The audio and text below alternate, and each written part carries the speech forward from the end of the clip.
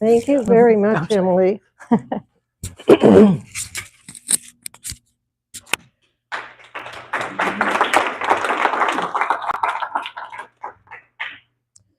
Well, I am a new member of the Washington County Heritage Center, and I am just blown away by all the amazing programs that they line up here. I mean, this place really does a great job. So I'm looking forward to being a member. And Emily was so nice to invite me to come and talk about my new book, Gallery Days. So my plan is to tell you miigwech, thank you, that's thank you in Ojibwe. Thank you for coming to this event and allowing me to speak to you and maybe even teach you something. Now, my great-great-grandfather, Johann Theobald Schaefer, his wife, Maria Magdalena von Kettenacker, and 4 daughters left Baden, Germany, and bought land in Lake Elmo in 1872. Theobald had 2 brothers and 2 sisters. They built 3 or more barns, and they are still standing, and I have discovered them. And one is now serving Amott's Apple Farm, and you probably all know that big, beautiful barn.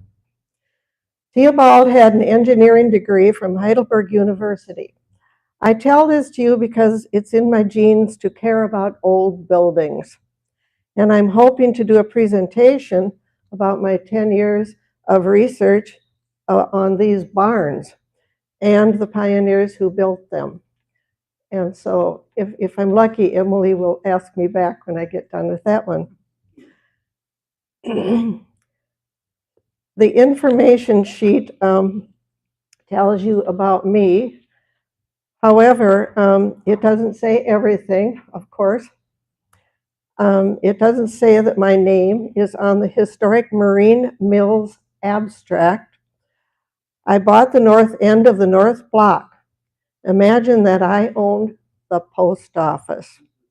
I never thought I would own a post office, but Rudy and I remodeled 3 buildings on that end of the block for my J. Von Stern store, which sold canoes and log furniture and things like that. So it was very different than the gallery that I had in the warehouse district in Minneapolis. I love telling stories. I had a 1-woman show at the Jungle Theater in Minneapolis. I have delivered speeches about my books, like the Critical Thinkers Club in Stillwater, and thanks to Lee Salisbury, our volunteer director of that. I'm only going to talk for about 8 minutes, and then the rest of it is on with the show. In the 1990s, my group, the St. Croix Storytellers, packed the Marina on St. Croix Village Hall with fun and laughter. And I have written 7 books, including the ones that I'm showing you back here, and they all have a theme of social and ecological justice. B.J. Penguin, A Race to Save Penguin Land was my first children's book, and I'm still selling it. And 3 books called Teachings from Mother Earth, and one called The Doubting Daughter, A Teenager's Search for Ethics in Nature. And that little book is kind of my favorite one. Gallery Days has been described as a memoir, a scrapbook, essays, anthologies, nonfiction history book, lighthearted, funny, truthful, an art book with 200 stories, a coffee table book with 200 pages. To me, my big book that took 3 years of hard work reflects a unique freedom of expression. It was nominated for a Minnesota Book Award, and it's now being sold at Minneapolis Institute of Arts, along with the David Bradley book, artist David Bradley. I wrote this in conjunction with the Gallery Days book because it's a story about one of the artists that I represented, and he's an amazing individual and I want everybody to know about him. But I'm not going to talk about this one also, but you can look at it back there. It's 99 pages in full color of the man's artwork. Oops. By God, I'm reading without my glasses and I didn't even know it. Well, let's go. Talk about a reminder. Okay. All right, let's see here.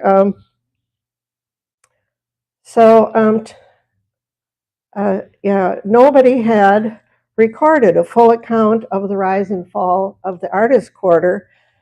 So I dove in like a woman detective. My goal was to capture the spirit of those days, those precious days from 1977 to 1985. For me, it was actually went on a bit longer than that, but the demise had already started only in a very short time.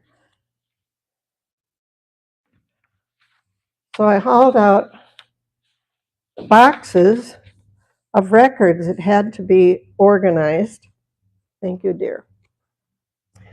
And newspaper articles, postcards, letters, menus, matchbook covers, and a computer search. Oh, paintings, and I had boxes of stuff. I'm a real saver, as you can tell. I've got over 1,000 books in my house. Can you imagine that? And then there's Rudy's books. So I got out the IBM Selectric, cheap and secure, ha, ha, ha, ha. I made first drafts on the typewriter, then it's all connected to a program on Rudy's computer, then printed in China, thanks to Tom Makestead here. And then I did the David Bradley book the same way. Now in the 1950s, Mom and I rode the streetcar. Yes, I'm that old. And by the way, these ladies up here are from Robbinsdale High School, and they are my classmates. So thank you, girls, for coming. So in the, let's see, in the 1950s, Mom and I rode the streetcar from Robbinsdale to 7th and Hennepin every Saturday to shop at Dayton's department store. And we had lunch someplace, like maybe at the Lantern or Young Quinlan's or Donaldson's. In the 1960s, our teenage gang of girls rode a stinky bus every Saturday to lunch at Dayton's.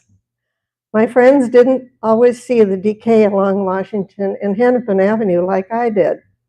It was run-down, turn-of-the-century warehouses, industrial manufacturing, buildings mostly vacant.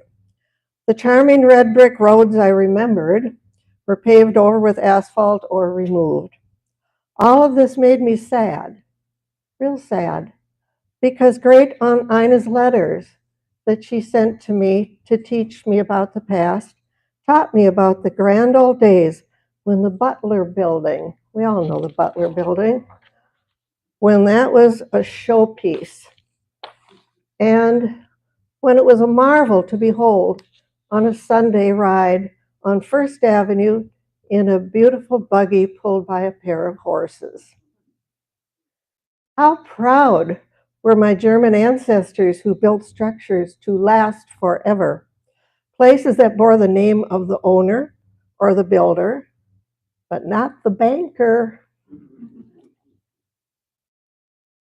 Beautiful buildings could uplift the spirit of the workers. Old world trained carpenters carved or molded, excuse me, beautiful accents often honoring nature and the materials that they used. By the 1930s, new technological advances excited people with ideals of individualism and competitiveness. To be modern was to embrace change, impressionism, cubism, abstract expressionism. The 1960s were prosperous days. Freedom of expression flourished during the 60s and 70s when the hippie movement, we all remember that, when the hippie movement sought returns to values that supported a sustainable planet. This, however, soon changed. Ronald Reagan inspired conservatives to unite in a backlash against liberals and art. In 1977, it was Minnesota's artists who found cheap, airy, large rooms in buildings that may have been bulldozed. With sweat and imagination, they built a community unlike anything before. People came from all over the country to see and buy local art previously shipped to New York or California. Looking back, perhaps the greatest part of the experiment was again freedom of expression. We all praise change and newness. We demolish more than we preserve. We throw away functional items because they are old-fashioned. But our artists back then treasured old, useful buildings. Why? Because they tell stories, teach us, and connect us to our forebears who built to last forever. I felt good remodeling spaces in a beautiful building from the past, and by selling the contemporary art of American Indians, I was supporting their future. I also needed to buy groceries and hockey skates because I was about to be divorced. Reality. So why is it that art and humanities are the first to be eliminated from the budget? I believe art, which is symbolism, defines identity, attitudes, habits, patterns, and customs. It has the power in song and dance to heal our bodies, soothe our minds, and bind us together. Now, the short-lived Minneapolis Artist Quarter died because, well, let's find out why. So on with the show, Rudy. This is the first time I've showed this, so bear with me. All right. This is a nice big map. So I want you to know, don't bother to read the bottom. That's already printed on that paper you're holding. But this is where my first gallery was, right there. Right? Wait. Where am I, Rudy? Yeah, right here.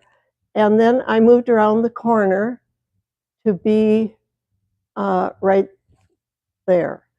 But the important thing here is that this is the boundaries. Here's Washington Avenue, here's 2nd Avenue North, and this is 1st Avenue North. Yeah, I know, that's all right. This is a Butler Square. You just ground yourself with the Butler building here. And then as you go, towards the river. So the Kickernick building, that is where my first art gallery was. And then after a year, and I'll tell you why, I moved around the corner to be over here because it was a better location, because it was adjacent to the new French Cafe. And location, right? Okay.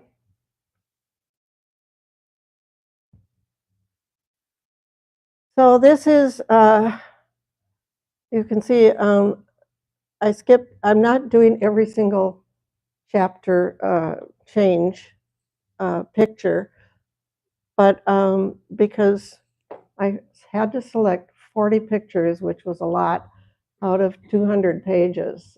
So believe me, it's going to be hard for me to just tell a story, let alone get you through this. But I hope that you do find a way to get the book, because the stories are funny and fun and historical.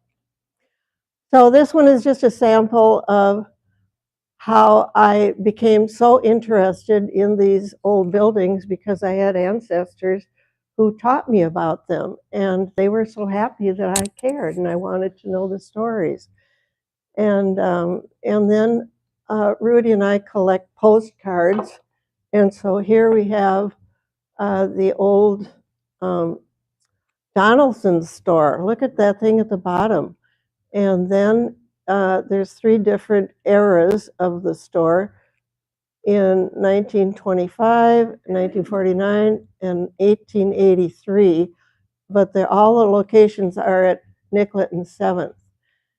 And so you see, my story is not just about my gallery, but what was going on over history and at different times. So the top one on the right is the old Metropolitan building, which was absolutely a wonderful building, but that one got bulldozed. And the lady in the white dress is my Aunt Lydia, who was one of the persons who taught me about old Minneapolis.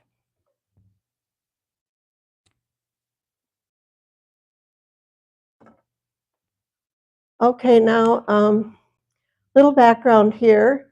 That is the Walker Arts Center up on the left, and how it looked back in the time that Gallery Days was going on. And that's how Minneapolis Institute of Arts looked, which of course one side still does.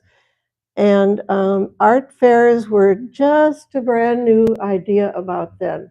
But boy, did they take off after the Artist Quarter took off, because there was just art like crazy going on every place. And I put those 2 pamphlet covers up there because right before I started my gallery, I was extremely excited by the show that MIA and the Walker joined together with to show one about Native American artifacts. So that was meaningful to me, but who knew that the natives themselves were now branching out and doing contemporary European Western style art. But that was not in this early show. It was in later shows, but I got the brainstorm of starting one for contemporary Indian artists. And it was the only one in the whole upper Midwest at that time. Okay, so this is actually the chapter 1. And this is the New French Cafe. And I have to tell you, this was really important to me because, like I said, I was getting a divorce. And so one day, the kids were off at school, and my husband was off to work as a teacher, and I was doing the dishes, and I was so depressed. And I thought, I'm going to just jump in the family station wagon and scoot downtown and go shopping like my mother would do. And so I threw the dish towel down and I did that. And for some reason, I drove through the warehouse district first. Well, here was this beautiful awning and this new restaurant. What's this doing in this, decaying old crime-ridden era? Well, these 2 women, Lynn Alpert and Pam Sherbert, had started this business, and there they are. And there's a menu, and you can see it's very French, and it was like nothing else in the city at that time. And when I went inside and saw this contraption called an espresso machine, I couldn't believe it. I think it might have been one of the first ones in Minnesota, although some Italians have said they had them.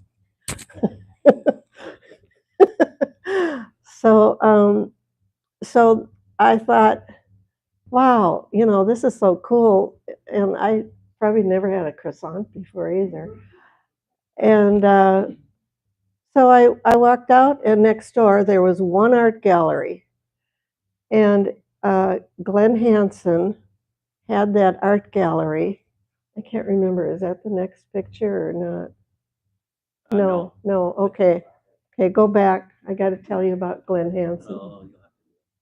Oh, okay. Well, anyway, so listen to me. Um, Glenn Hansen had been the director for the gallery in Dayton's department store, but he joined up with Cowles. What was Cowles' first name? John Cowles, I think it was, to start this gallery on the corner. But it was cool because it was local contemporary art, and usually the artists were not selling their art in Minnesota because Minnesota buyers thought that they, to get anything that was worthwhile, they had to go to the coast or New York. They weren't really that keen on Minnesota art. I know it sounds weird, but it's true. So, so I thought, I'm going to see what else is around the corner. So I came around this corner. This is where the French Cafe is down this street. This is the Wyman building. And then right here, there was a for... You're doing great. Oh, there was a for rent sign on the window. And I had been trying to figure out, well, what am I going to do to raise these kids and make enough money with a degree in applied art, Ojibwe language, and Indian studies.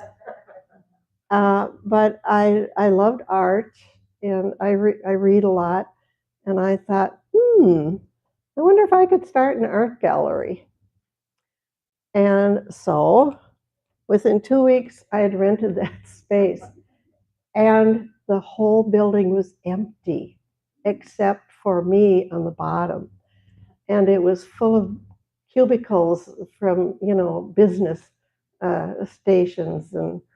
And we took, my sons, Heath and Johnny helped me, Johnny's back there, helped us to remodel the whole space and make it beautiful.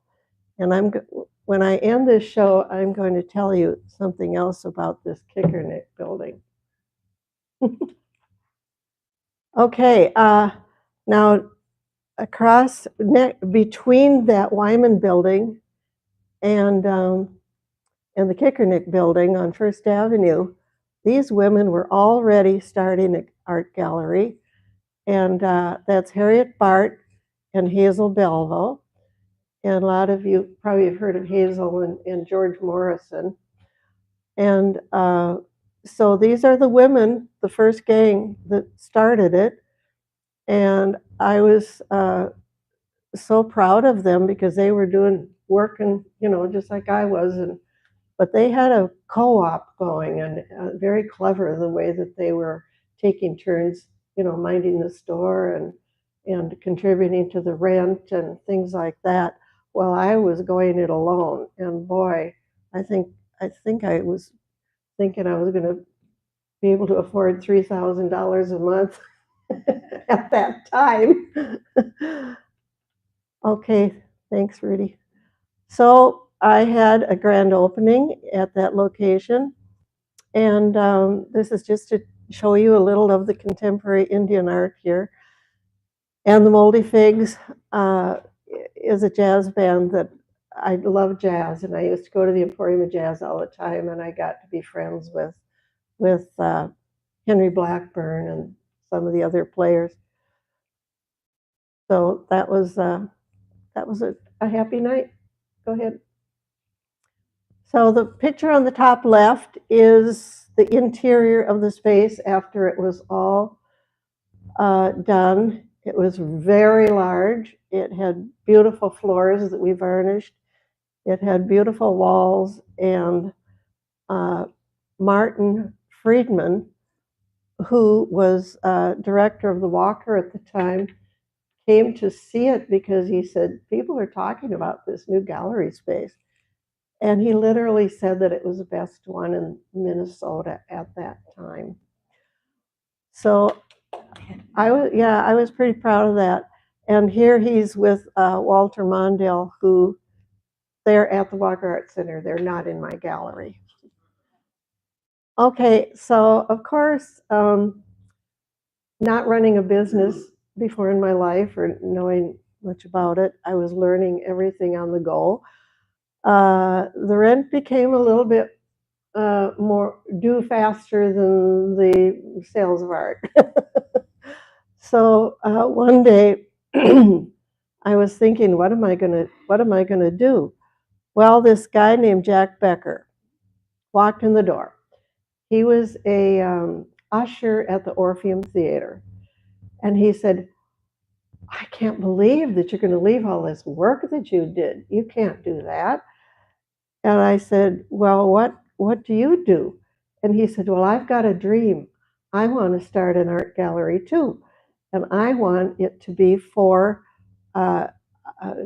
sculpture in parks.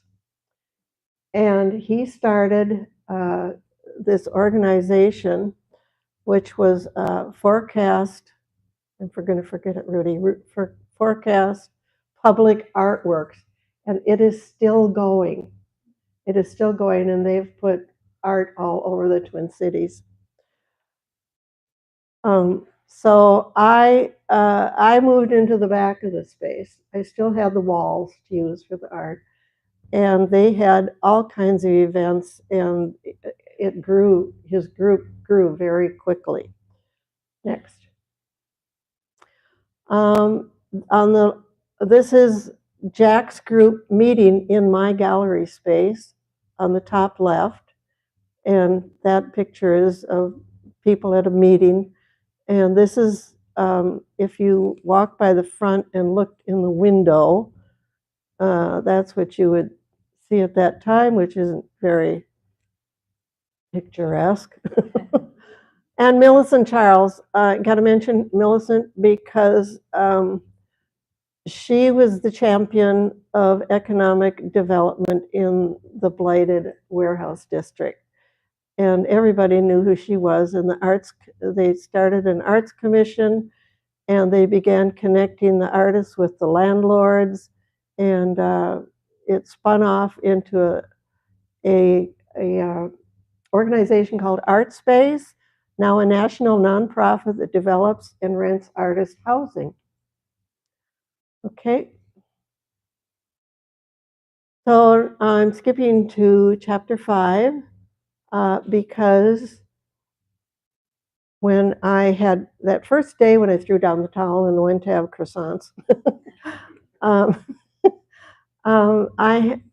had, this is the French cafe right here. And I had walked this way, and in that door, I tried the door. It looked like it was a totally abandoned space. And nosy me, oh, it opens. So I step in, and this guy says, "What are you doing?" And I said, "Oh, I was just wondering if there was going to be any space available here." He said, "No, I like this place just the way it is." So I left. Well, he came later and said, "Do you still want to rent my space?" It was perfect. So I said, "Yes." So I turned the big one over to Becker, and I moved into this one, which looks like, oh, Bob Thompson. Got to say something about Bob because he was my manager, and he was a very popular person with his own art gallery. And when I first met him, he was very friendly, but over the years, as you will see in the book, there's a few little glitches in the relationship. Okay. He was the property manager of that building. Yeah. So this is what I turned it into. There's a cafe, French cafe. The red awnings belong to the florist supply. Let's see, I can't think of the name of the guys, but anyway, they did wholesale floral arrangements and flowers for the whole Twin Cities. And when they came over and said, well, Stern, we've been doing business with them for 50 years. And the Stern florists and had serviced, just a minute now, on Colfax Avenue, Crystal Lake Cemetery in North Minneapolis for 50 years. And so they thought I was just family. And those guys, two of those guys in that place saved my butt more than once. And I write about some unsavory characters coming and threatening me and things like that. But they told me, just knock on the wall and we'll be there. And they were. So Rudy, my mate here, if I haven't introduced him, Randy Hargesheimer, he drew this picture for me, and I think it's quite charming, but it's different than the map that I showed you in the beginning that had the Target Center and the so forth. This is how it was when I was there. And so if you can see very well, maybe I'll just try to point out a couple of things. So here's Butler Square. Here's First Avenue again. And here's the Kickernick building. This was my first store. This was where the Warm Women's Art Registry was. And if you go down here, this was the Midwest Florist Supply, the New French Cafe, and I was right there. So, but in the book, I talk about all of these places and their origins and who was there and what they were doing. Well, one thing I haven't mentioned was really important, but I was also a fashion designer. And I was doing that before I got a divorce. And I was doing pretty darn well. I was competing with a teacher's salary. And I came up with this idea when I went to see a movie called Annie Hall. You guys remember that movie? Yeah, and she was wearing this wonderful fun hat, and she was wearing a necktie and a man's white shirt and baggy pants. And I sat in the theater and I thought, I could make vests out of neckties. Remember in the hippie days, everybody was quilting things and cutting up grandma's old quilts to make a jacket and stuff. Well, so I started making these vests, and I didn't want to give it up while I had the gallery. So in the back room at that first Kickernick place, I hired a lady to help me, and we were sewing and selling those vests. Well, I started coming up with other ideas, and the fashion part just grew and grew. And I got lots of newspaper coverage, which was really nice. Here is Bessie Prohofsky, and dear Bessie, she was so sweet. There I was in the back room of this first gallery, and one day I saw her coming across the floor, little hunchback person with big boots and gray hair and a hat, and she says, "What are you doing in here?" And she said, "I used to sew in here. I used to sew upstairs in these floors above you." And she said, "Look at my back." She said, "Do you want to have a back like me? Just sit at that sewing machine long enough and you'll have one." And she said, "What's that you're using? What's that old sewing machine for?" She said, "You you can't make a living with a sewing machine like that. You got to talk to Fred Fresher. He's gonna get you a good sewing machine. And then she said, now what kind of fabric are you using? And she went on, and she just kind of took over and helped me in so many ways. Well, she became a very, very dear friend, and she was on medication for I'm not sure what it was, but sometimes she would go off her meds, as her son told me, because I had his phone number now, and sometimes I was babysitting her before the son showed up, and anyway, she was a peach. And this guy is another person I met in the elevator at the University of Minnesota. He was studying Indian studies, although he already knew Ojibwe because he's from Lac La Croix Indian Reservation.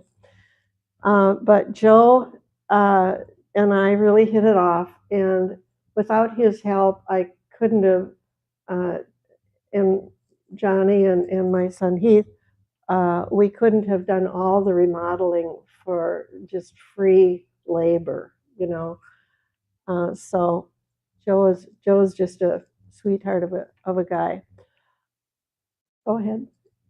Now, I write about lots of restaurants in this book, and I can't put all of them in, but I'm fascinated that the Loon basically looks exactly like it did in 1977, doesn't it? Yeah. And now this is Butler Square, how it was back in the day also, when they started, they renovated it and fixed it up. Okay. Well, because I was active in Democratic politics, I knew Joan and Walter and the family, and I was proud that she came to my store and bought art and bought fashion designs, and I got an invitation at the end of Walter's term as vice president to go to the big ball, the last ball in the vice presidential mansion. And so I thought I would brag about that. Now, the textile building was directly across the street from my second location and the New French Cafe. And there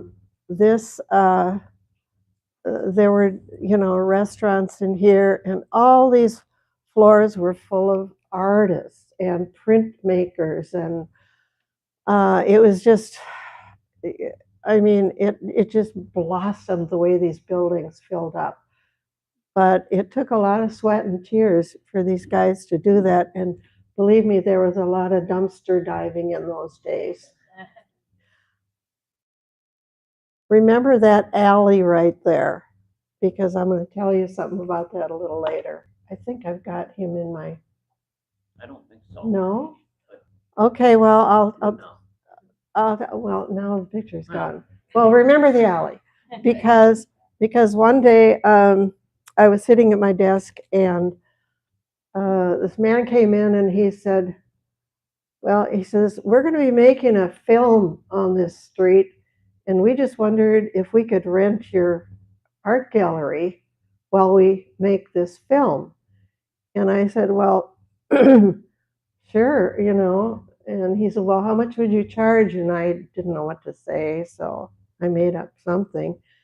And I said, well, what's the name of the movie? And he said, Purple Rain. And I thought, whoa, okay. So one night came, and all the traffic was stopped in the area, and I was in the back of the gallery, and they had all these spotlights on the front of my store, and I was under the impression that Prince was going to walk in the front door. Well, boy, was I wrong. I was watching from behind. I couldn't be where the camera could see me, but I was peeking, and I saw this big white Cadillac come out of that alley towards my store, and then it turned and went this way. And then the guy who was, doing the lights in my building, he said, "Well, we're done now." And I said, "Well, where did Prince go?" He says, "Oh, he's down the street now." So I never got to meet him. But I did get paid.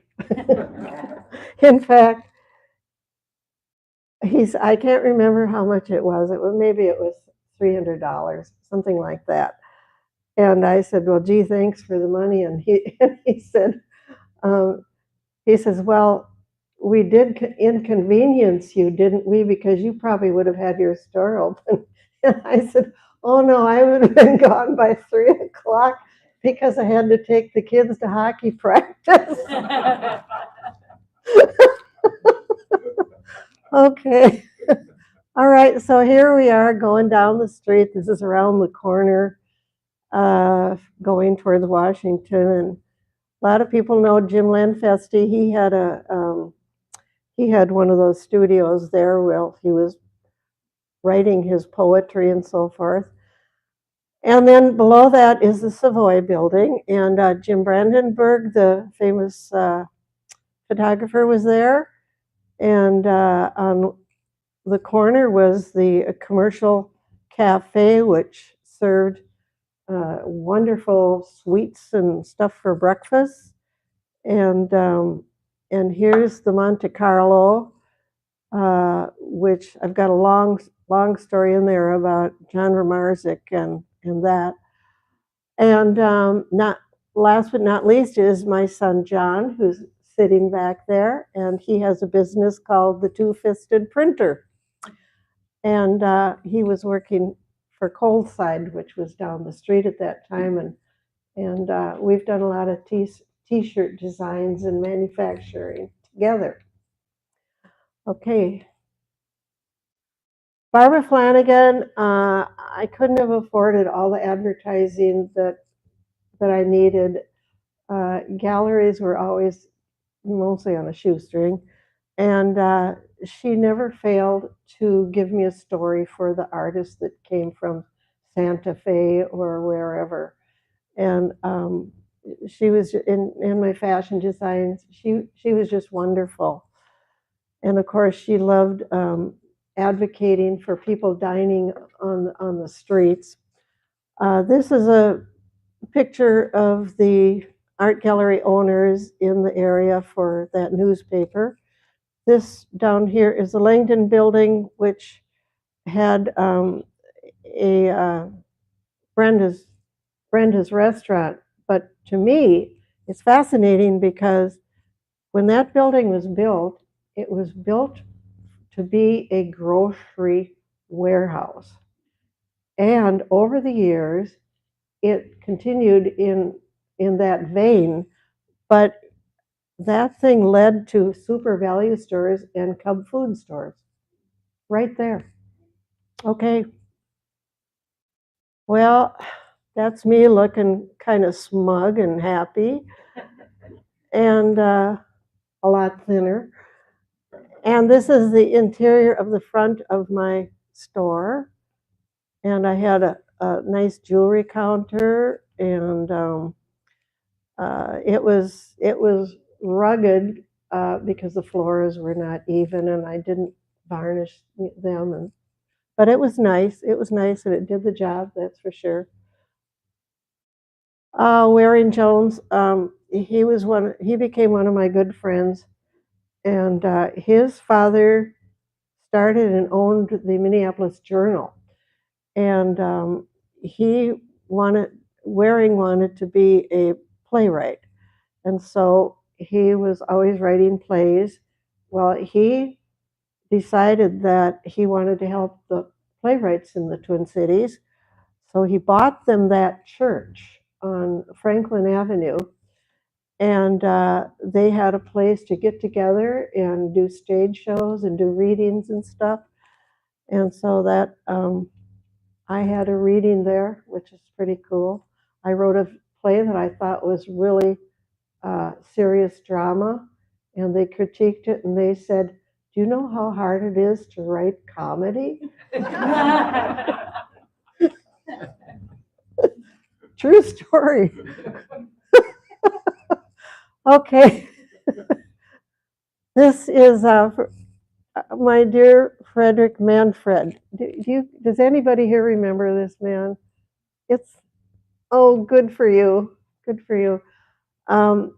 Yeah, back in the day, my day, he was just a marvelous writer, and he lived in near Le Sueur, Minnesota. No, not Le Sueur. Laverne. And he wrote about the prairie and the pioneers and the Indians and all that sort of thing. And this is a group of poets from Minnesota that I'm not going to name them all, it's in the book, who would gather there. And then the poets from Minneapolis started this thing called corn stalks. And they would meet down there in southwestern Minnesota and have gatherings with bringing food and stuff, and then they would read poetry. And I mean, every poet who was anybody showed up for that event. It was wonderful. Bill Holm and God, I can't remember all of them now. Anyway, go ahead. Okay, this you all know this Washington County resident named Anne Bancroft. And her father is up there and her mother is here. And I met them in Waukpala, North Dakota at an Indian powwow and meeting for Indians going to Geneva to the United Nations to present an argument to the European listeners to help the Native Americans fight American, what do you call it? Just the way that they were treating the Indians. What's the word, Emily? Discrimination. Yeah, discrimination is a good word. So, and Dick was a photographer of American Indian activities, and all the Indians knew him. He was there at Wounded Knee and things like that. So, because I was fascinated by American Indian philosophy and stuff, I was drawn into their circle, and until the day they died, we remained close friends. But Anne decided she was going to go to the North Pole with these guys. The one on the end is Will Steger. And so the family asked me to help raise money for it. And we had a banquet, and I made that red banner. So Will said, "Come on, Judy, you can get in this picture." I want to say Oh, I told you not to. so Anne did not decide that she wanted to go to the North Pole with Will Steger. Will Steger came into Midwest Mountaineering, where I had hired Anne Bancroft because she was good at outdoor things. And he said to her, "You should go with me to the North Pole." That's how it happened. Okay. Okay. Next picture. We got to go a little faster. Lonnie Loveness, Washington County resident in Marina and St. Croix. She came into my art gallery and said, "Judy Stern, I hear that you take art on consignment here." She had the silk scarves. That's a silk scarf she drew, and she wanted to sell her scarves someplace. Well, I absolutely loved them, and people hung them on the walls. But then she came back and she said, I've got to change this because I'm never going to make money painting one scarf at a time. So she turned to jewelry, and that's the big story. She went gangbusters with her line of jewelry. And then Garrison Keillor. Oh gosh, I don't have time to tell you my whole Garrison Keillor story, but um, you just gotta look in the book. This guy is Butch Thompson, who was born in Marina and St. Croix, and let's see now. I was going to have fun with you and make up say that he played a guitar, but he didn't. He played the piano and became pretty famous. And I'm not going to explain what's going on there, but this is definitely a Washington County guy because that's Artie Schaefer from the Gasthaus Bavarian. And my mother had been telling me, well, a lot of people don't know, he was like the polka king, every fall for the Oktoberfest and everything. And downstairs, oompa, oompa, I, And Artie had this name Schaefer, and my mother had told me that my people were from the Stillwater area, and one of the names was Schaefer. And so I asked my mother, and she said, well, it's possible that he's related. So this is my cousin, who's also in the Schaefer line, and we went to the Gasthaus. And I stopped Artie and I said, hi, cousin. He said, what? And then she said, hi, cousin. And so we told him that, we are related. And he says, you're just flirting with me.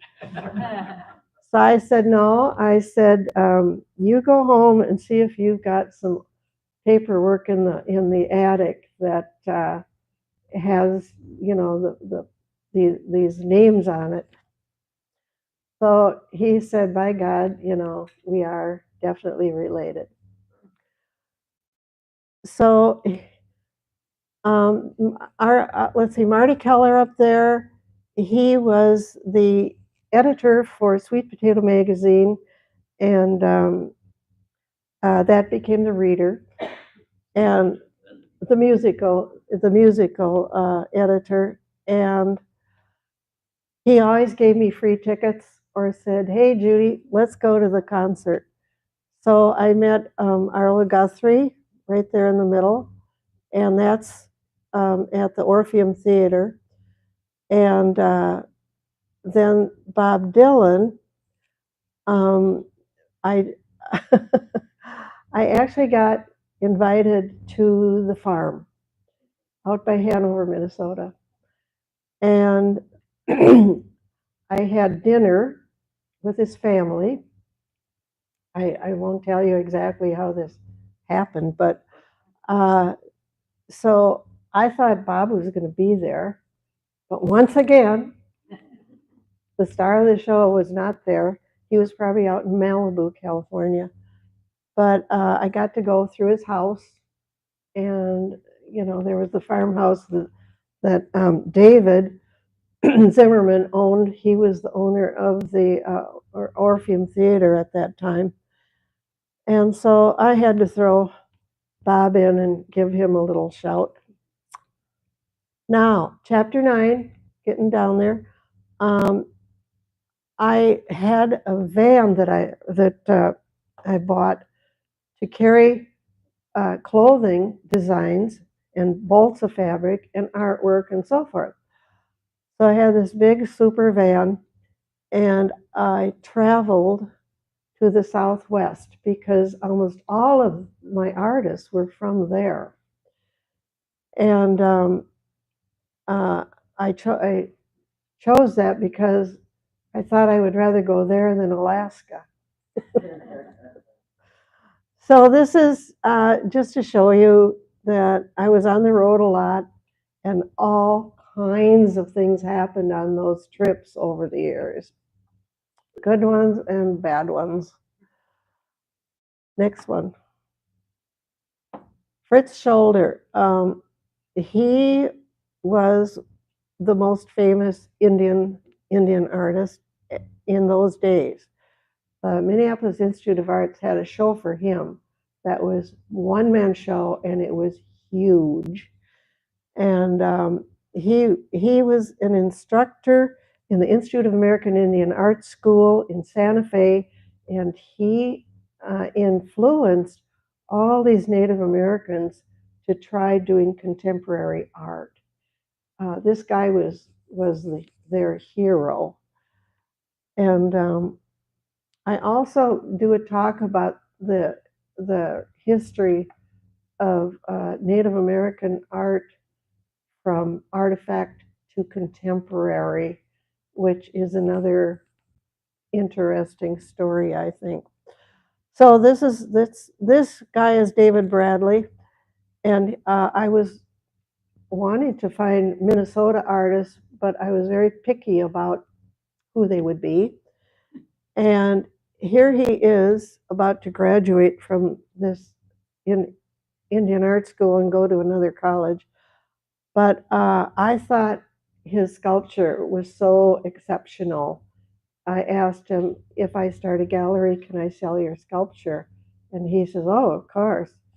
And he did come up to Minnesota from time to time with his pickup truck and drop it off, or it would come in the mail, or I would go down and get it with my van. So I was selling tons of this guy's sculpture. And one day he said, I'm going to try painting. Well, I wasn't too keen on the first pictures, but boy, things changed, and he found his niche, and he took off, and every museum in the world has his work now.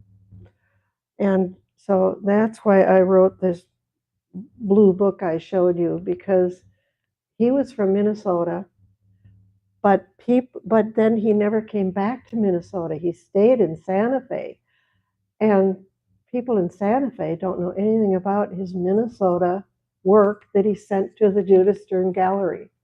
So I put it all in a book. And this was the picture that just knocked me over and set the tone for what he was going to continue to do. And I had the a representative who was putting together a show at MIA come into my gallery and say, can we put that painting in our show? And I said, absolutely. And he said, well, okay. He said, is it okay if we use it on the cover for the program? I said, no problem.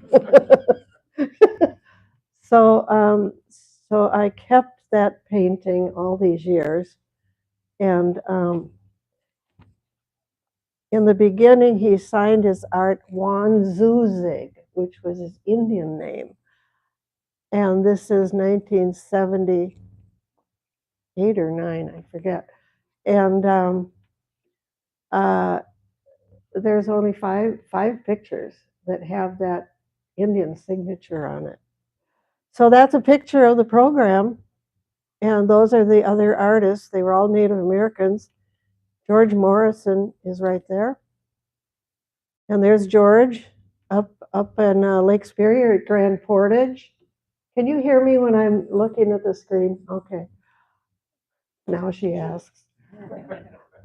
So this is Hazel Belvo, his wife, and she's a dynamite artist also. And here's George at one of the art openings with David Bradley, who was showing at my store. By the way, George was my advisor at the University of Minnesota when I got my art degree. So Doug Hyde was a Native American from out west and did gorgeous sculptures. There's Barbara Flanagan again.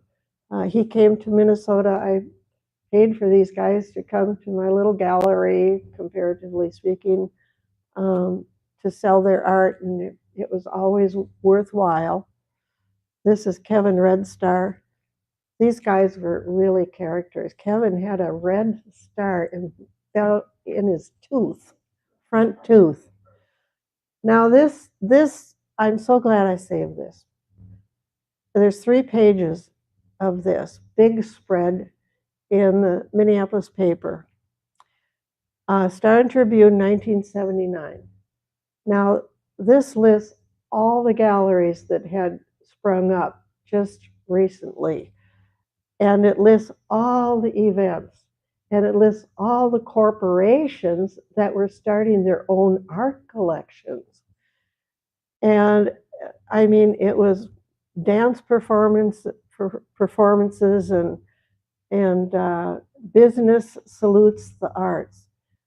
And so all these artists up here are ones that were going to be on the Northwestern National Bank show. And then these are the businesses that are collecting all this art. And you've got Dayton Hudson and First National Bank and General Mills and Honeywell and 3M and Prudential. It was really wonderful because it helped the local artists so much. So the art walks started here. There was a woman from the Minnetonka Arts Center, I guess, and her name was Partridge. It didn't dawn on me that the Wyman building was Partridge Wyman, but it might have been her family. But she wanted to create a tour with buses for people to go, from one gallery to another. And then they started, became so many galleries you could walk, to a lot of them. And so this is a list of all the galleries that you could go to every Thursday night or whatever. And there's an example of a map. They even put a big map in the newspaper for people to use. And so this is my, I mean, during all this time, I was making shirts for movie stars and let's see, I did opera capes for, what's her name? Susan Hill, as in the, what's the Hill for Louis Hill. And it was a lot of one-of-a-kind things, but also I was starting to churn out things that were repetitive. So there's a story in the book about how I found the Hmong seamstresses to work for me. And they were brilliant, and they were perfect. They were just perfect. And I loved every one of those ladies, and I just learned so much about those people. But so I decided to have a fashion show, and I had it in the Landmark Center, and I had music and a program, and lots of people came, and it was a good time. So here's a picture of the fashion show, and this young man is sitting right back there, and that's my family. And those are some pretty serious, classic kinds of clothes. I had a woman who knit sweaters for me too, and a woman who made hats. Oh, it was so much fun. That's my son Leonard, who isn't in this picture. And now, getting near the end, So why did all this wonderful stuff? And well, the city decided that sports were more important. That was one of the things. So you got the Target Center and the Humphrey Metrodome.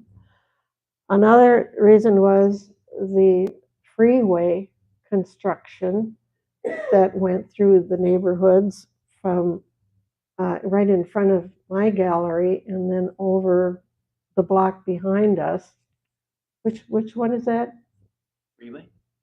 Yeah, the name 394. 394. Yeah, and so the traffic, came up to the corner right out in front of the store and screech, and the gas fumes were terrible. You couldn't sit out on the curb anymore and have your coffee and croissant.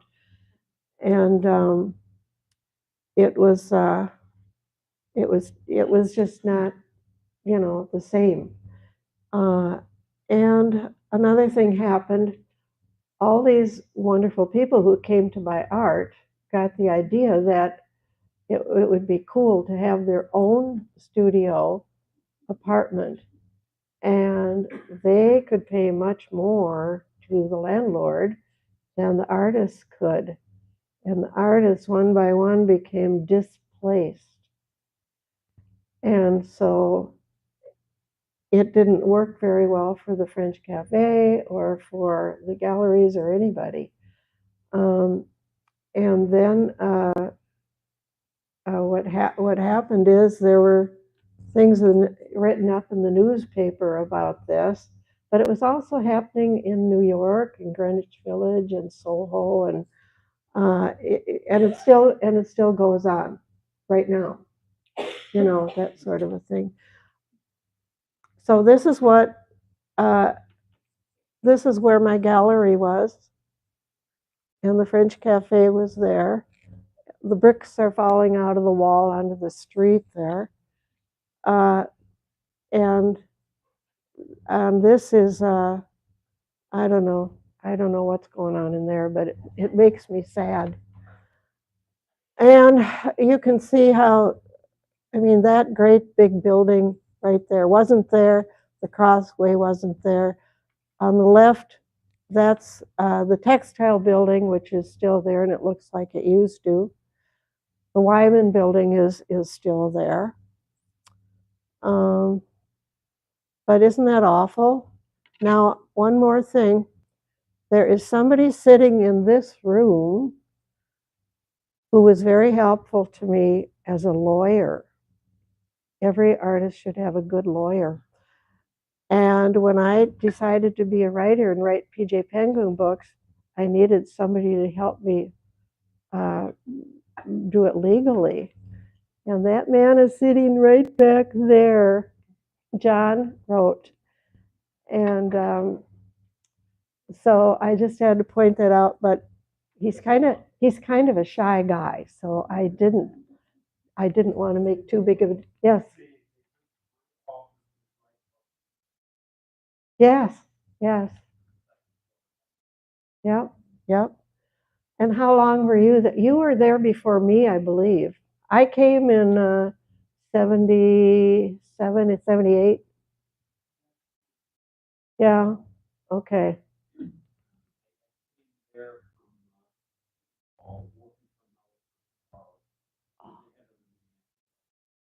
Uh-huh. And you sure did. Yes. Yes. Do you remember when Conrad Hilton came to town?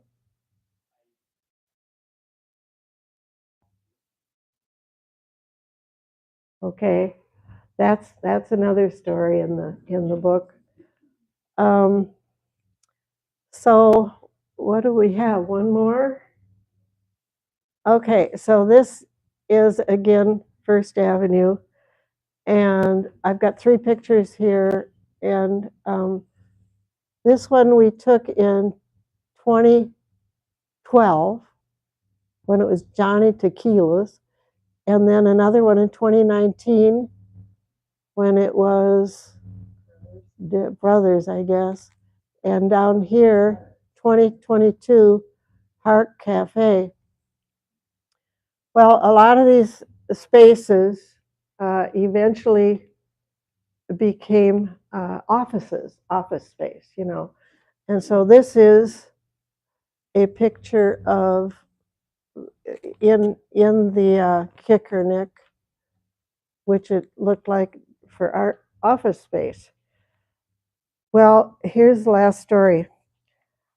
So it's November this year, and I'm about to get my book printed, and I got the book done, and I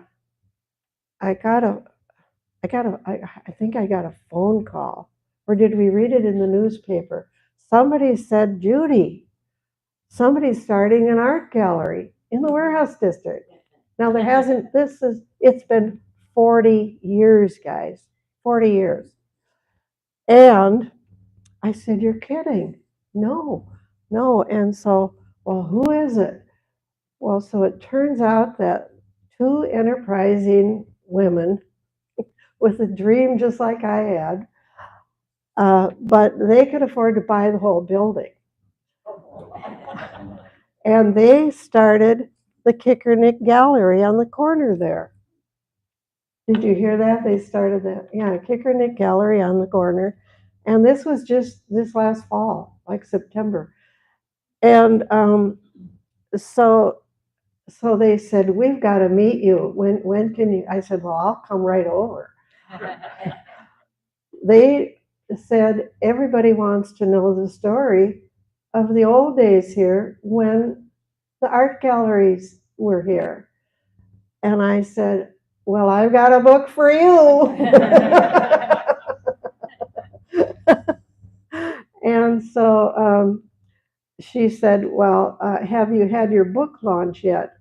And I said, well, no. I said, but the funny thing is, I was going to find out who owns or runs that little space there now and see if I could have my party there. And she says, you don't have to look further. We'd love to host it for you.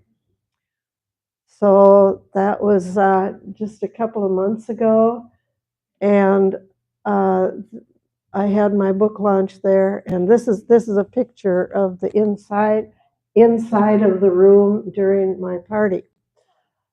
And so and that's a view if you're outside looking into it. It's just gorgeous. It's big and beautiful.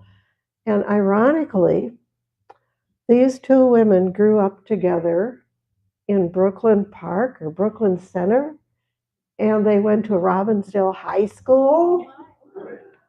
And it's, you know, it was just, what do you call it? Serendipity. So so we're still in touch with each other all the time. They're selling lots of books for me in that gallery, and there we are.